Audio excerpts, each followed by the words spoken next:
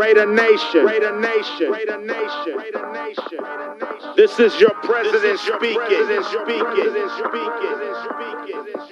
And I approve this message. Oakland Raiders, Oakland Raiders, Oakland Raiders.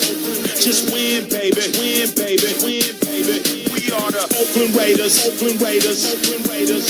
Just win, baby, win, baby, win, baby. Oakland Raiders, Oakland Raiders, Oakland Raiders. Just win, baby, win, baby, win, baby. Don't need no invitation. We are that Raider Nation. Yeah. We rock that black and silver. We make them shake and shiver. So we know a lot about Ryan. He scored in college. He scored in the NFL.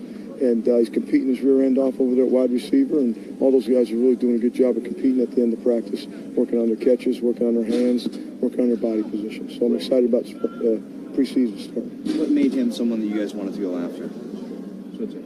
Well, I just think he's had production, as a rookie player. And I know Coach did a lot of work on him when he was coming out, when Coach was still doing the TV gig and doing the draft and those things. So he knew a lot about him and saw him play in the National Football League. So somehow, they worked it out that it became available, and Reggie ended up somehow getting it done. So we're glad he's here. We know that Townsend can be pretty creative with his punting. You do some directional stuff and whatnot. Do you have him throw as much as he can at those return men, and how does it benefit them to have such a talented punter punch to them? Yeah, I think you asked it and answered it. In there, I think all of the above. He's got a lot of clubs in his bag, and we're going to try to use them all, depending on where we are on the field. I think that's what he's learning the most now is where am I, and what can I use where I am on the field? What's the wind doing? Who's the returner back there? And how dangerous is that guy? And what can we do to certainly help our coverage with the punt? And then for our return guys to kind of figure out, is he going all the way across his body? Is he going towards the sideline? Is he going to try to get a hang and get themselves in position to catch it? It's kind of a chess match to some degree. So I think they're doing good on the return end. I think he's doing really well on punting. What would it mean for you guys to add somebody with his directional punt ability in a division where you see Tyreek Hill twice a year? Yeah, I mean, our background is, we've been a directional punt team. So we're trying to do it all. We'd like to have the ability to go to the field when we want. We'd like to have the ability to stay the boundary when we want. We'd love to have the ability to get a fair catch when we want. So, but I've seen those bumper stickers that say, happens, so we're still trying to work on every punt we possibly have. And these guys, every year, they're getting more and more creative with what they can do with the football. So we're going to kind of lean on him a little bit to call his pitches and learn where he is on the field and what is most advantageous to punt at that time. Is that your kickers getting any kind of an edge in that competition? Oh, I'd say it's just a daily grind, to be the kicker. It's a daily grind. So nice try, though. It was really a good question. I loved it. Does it mean more? If you can put a ranking on it, does it mean more to you to just have a punter who can really just boom his punts and get the hang time, or does it mean more to you to be able to place them in certain places? Again, I think, those great golfers, they have to be able to drive, they have to be able to putt, so we're in different places on the field. He's working really hard in the red zone, and then we're working in the field. So we want to just try to put every punt, if we can, into our advantage to the return guy. Give our coverage a chance to cover it, whether it's try to pin him in the boundary, try to get a hang. But the more variation he has to his punts, the better off we can be. We're going to try not to give that guy the same exact catch every time, if we can help it. Last year, this team had two very capable gunners between Johnny Holton on one side and Cordero on the other. Obviously, Cordero Patterson no longer here. How's it looking in terms of your gunners so far early in camp? And Dwayne Harris seemed to be figuring into that mix. Yeah, I think certainly we went and got Dwayne. And, if you look at the last 5 years in the National Football League, Dwayne's always been up in the top 5 in double-digit tackles, not only on kickoff but at the flyer position. And we had a lot of respect for Johnny getting ready to play against him last year. So we got a lot of the receivers out there working, a lot of the corners out there working. Obi's been working out there at Flyers. So we got a bunch of guys out there competing to become the Flyers for us. Anyone surprised you this week or kind of stood out to you this week?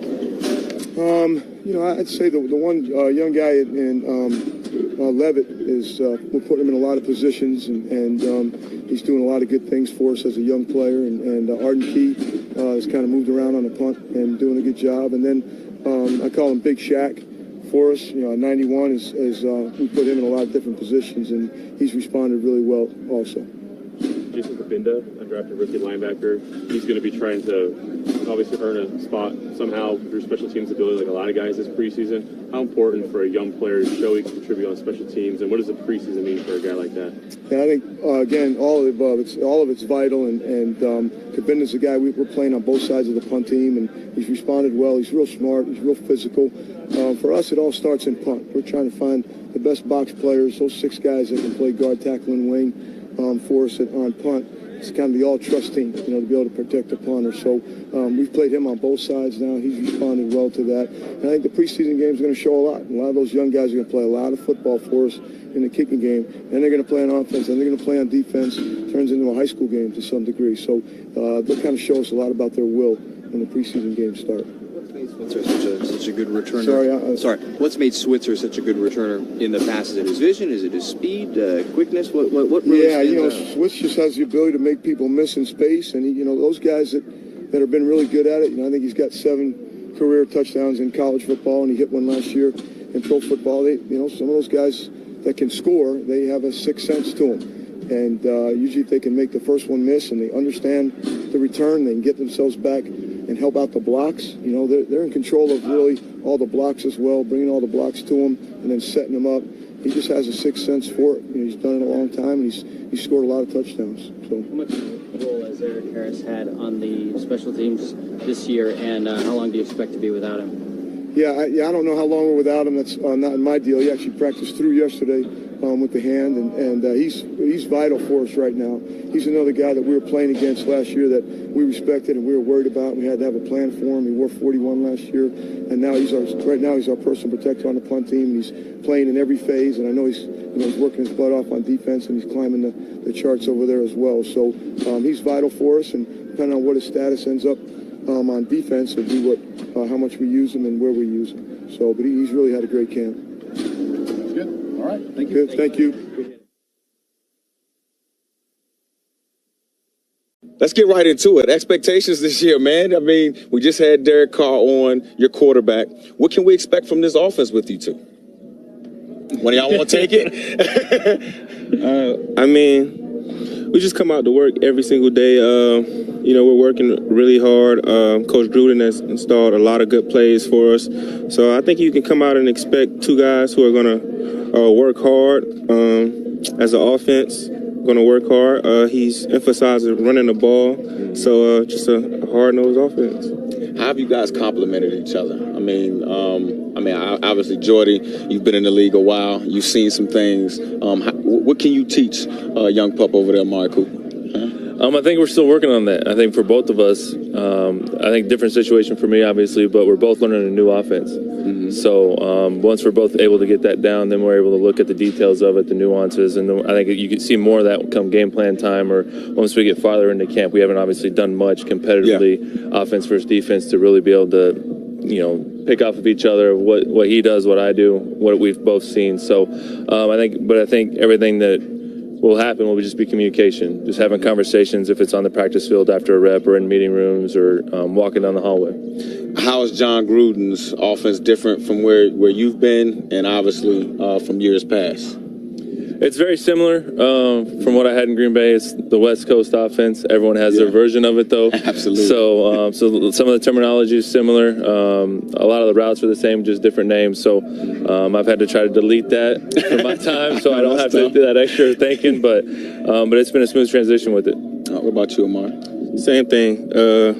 Routes are the same, but the terminology is just a little bit different. Mm-hmm. Where do you see you two? I mean, as far as you two, this combination rank amongst some of the other wide receiver duos? I got to ask, Jordy. I'm a media guy. I got to ask it. I mean, I know you guys are humble guys, but do you guys see yourselves, in this entire wide receiver group amongst the elite wide receiver groups in the National Football League? I think from what we've done in the past, yes, but we haven't done anything together yet. So, again, like he said, we're just going to come out and work hard and then let our play speak for itself come week 1. So it's something that we'll continue to grind at. You can't sit here and say whatever because, like I said, we haven't even been on the field together. But once that happens and we go out and perform with the offense that we're going to have, I think the numbers and the results will speak for themselves. Yeah. Talk about your coach, man, John Gruden, man. This guy, it seems like he's a walking ball of energy. You know what I mean? Everywhere, every person we talk to within this organization, they talk about his energy. How has his energy affected both of you guys? Amari, you first. Yeah, I mean, before we had a little meeting with our receivers coach, was it yesterday? And somebody asked me about John Gruden. I said if I didn't know any better, I didn't think that he went to sleep. And then yesterday, Coach Egger told us that he doesn't really sleep. So I wasn't surprised about that at all. You know, all he thinks about is football. And when we're out here, he does have a lot of energy. What about you, Jordy? I think the energy and the intensity, if it's on the practice field, if it's in the meetings. But it's all been great, because especially in the grind of training camp, as you know, everyone's going to get a little groggy, a little sleepy, but he's going to bring it every day. Sometimes we wonder how. But it's definitely not an act. It's who he is, because it's each and every day. Obviously, his knowledge for his football and how long he's been around it speaks for itself. But I think what really stands out is that energy and that passion that he has, not only for the game, but for this organization and what he really wants to do now that he's back. Now, Amari, I know you've been with Derek your entire career.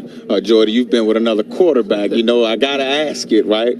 Comparisons, similarities, differences, and don't worry that Derek is sitting right there, within arm's reach. Don't worry about that he's sitting right there, but just keep it real with us, real quick. Nobody will know that what you said. Comparisons, similarities, differences. I think similarities is just their knowledge of the game. Obviously, Aaron's going to be a step ahead because he's been in the league longer, but you can see the knowledge that Derek has for it, the way he understands it. Some of the balls that have been thrown, you can tell they're on the same wavelength with the way they think. If it's on a even on a corner route, still throwing it back shorter and stopping the receiver while the DB is trying to undercut and stuff like that. That you see those throws and it gets you excited because it allows, as a receiver, you have multiple options to catch a ball. It's not that you have to have 5 yard separation. Or, he can put it in the in the spots. So obviously he's one of the main reasons why I decided to come out to Oakland, and it's been fun to work with him the last couple of months and look forward to the rest of camp and through the season. Well, guys, the narrative is changing on the Oakland Raiders. It used to be, back when I was playing, it used to be kind of, you don't come to Oakland or whatever. That's kind of where you go to kind of see that the last couple of years of your career. But it's actually changing.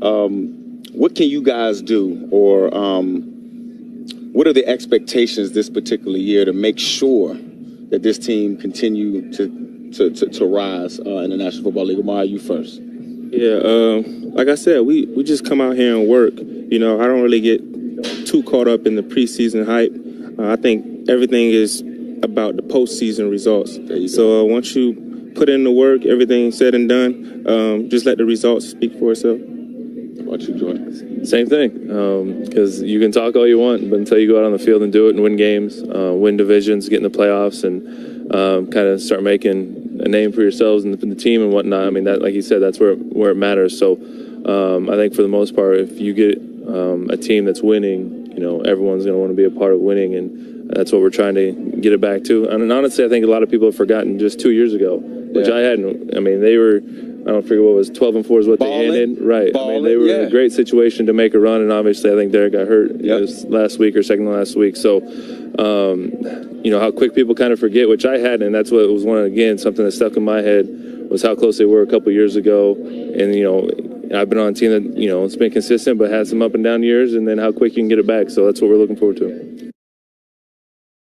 Do not sleep, and out there it was reported that John Gruden doesn't talk, at least to his two-time all-pro linebacker Khalil Mack, since he took over the Raiders head coaching job. That's the word on the street, but Gruden responded to that on Friday.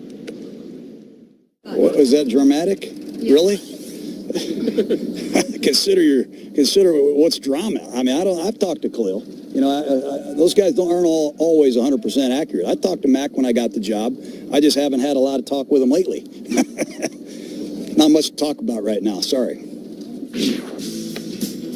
So they kind of talked. They haven't talked a ton, but whether they've spoken or not, our very own NFL Network insider Ian Rappaport tweeted yesterday, quote, "I inquired about the situation surrounding star Khalil Mack. I'm told there is no progress, no optimism, yikes, no communication, and so the holdout continues."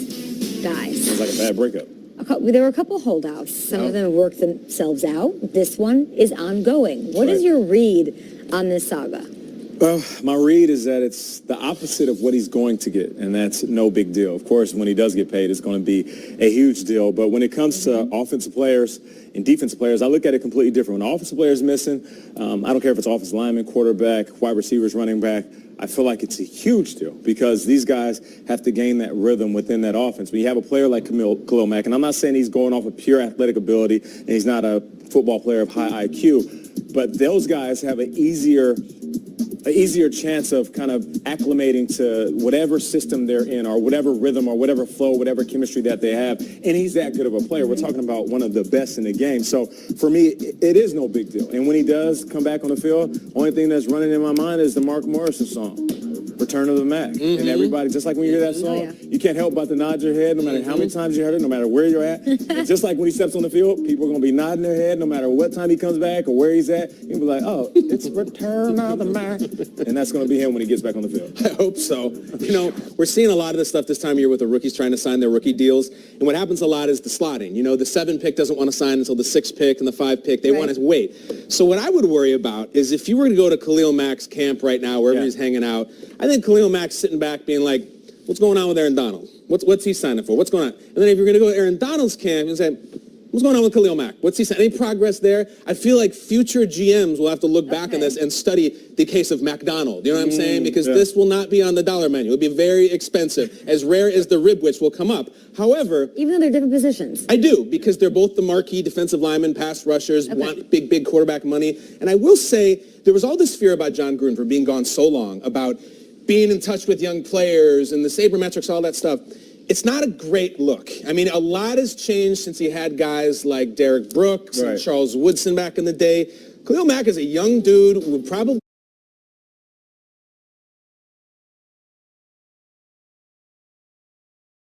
really wants to be coddled. I don't even blame him.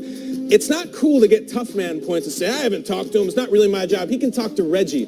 Well, you're the face of the franchise, dude. Of course he can talk to Reggie to sign, but maybe he wants to hear from the Golden Boy making $100 million because he's trying to make the same kind of money as you.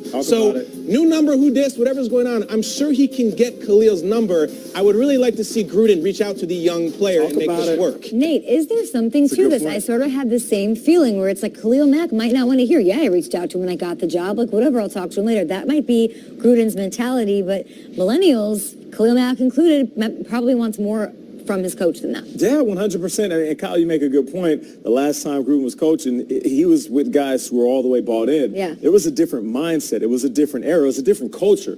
When these guys signed a contract, which seems like peanuts compared to what these guys are making now, they were locked in almost until the last moment before they became free agent. And then they started thinking about money. These new guys, they started thinking about money as soon as they signed their contract. I'm the president of the Raider Nation. Please use this as motivation. If you want a piece of this, you can come and get it. I'm the president of the Raider Nation. Please use this as motivation. If you want a piece of this, you can come and get it. I'm the president of the Raider Nation. Please use this as motivation.